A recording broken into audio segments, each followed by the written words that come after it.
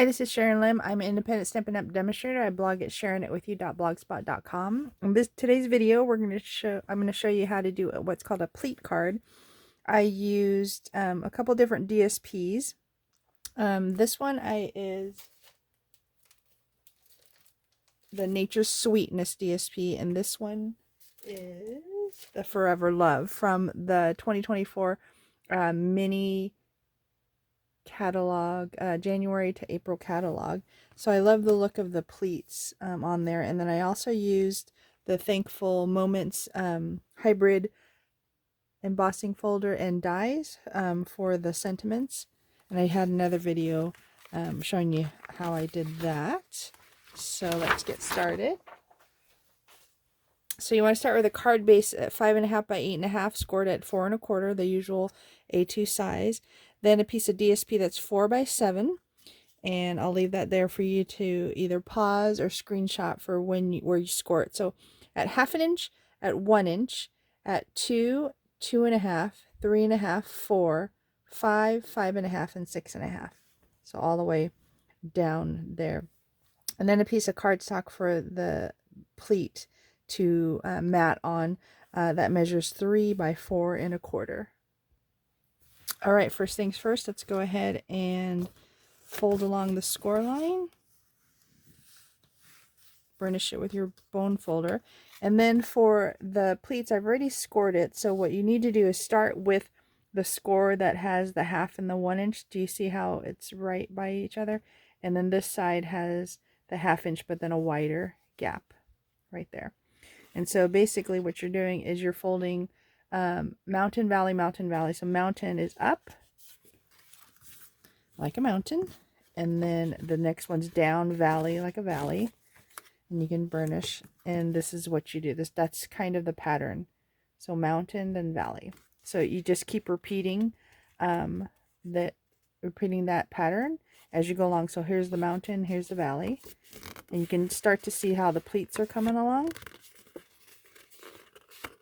Mountain, valley, and then the last one is a mountain. And you want to do is fold all those pieces and then use your bone folder to actually get them laying flat. And see how it's kind of I don't know, poofy. And so what you're going to do is use your Stampin' Seal, any other adhesive. You can use glue, whatever you like. I put a T here just to remind me where to put the top. You're going to start from the back, and you're going to put adhesive. Let me get my silicone mat just in case. Don't want to get my surface too dirty. And put adhesive just on the 1/2 inch side, if that makes sense. And then fold it over. And this is to help it lay down, if that makes sense. So your pleats aren't popping up. All right, one more to go. And then you do the same thing. You repeat on the front side. Well, or you can not do that and have it kind of lay. It'll kind of pop up a little, but I like the flat look of it. So I'm going to do the same thing here. And what I'm doing is kind of like in the middle of the crease, so it'll hold it down. I love the DSP, and I love how it looks with the pleats. And that's it. Isn't that pretty beautiful? And it's laying flat. I'm going to go ahead and put this back on. I'll use that in a bit. We're going to mount it or mat it on the oh, I'm not done with it. On the cardstock. I'm going to center that here. And then more snail for the front, centering there. And then with the Thoughtful Moments, it's a die. It's a hybrid, so it's a die and a emboss folder. And what you get when you emboss are these lovely sentiments. And you can kind of see it's raised, so it's embossed and cut at the same time. So I love that. No fussy cutting. So I think, what should I put? What sentiment I did? Let's do Let's do celebrate. So I have some of my dimensionals, and just a tip is I put some markings on the top so I can tell when I take the release paper off.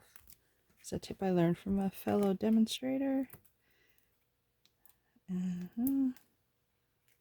Let's see, do I need this one? Let's cut this one in half for the smaller, skinnier letters. And that way they will sit up a bit.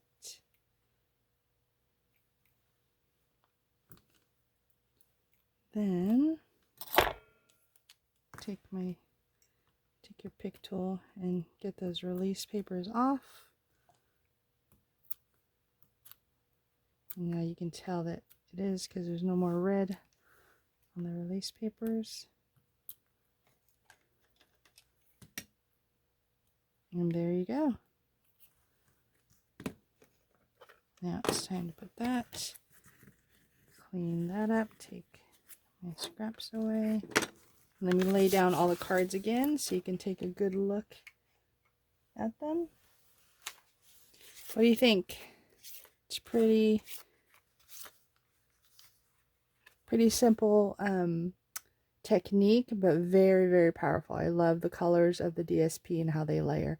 So thanks for letting me share this with you. If you like to see more of these video tutorials, please subscribe to my YouTube channel. It's Sharing It With You, all together without any spaces.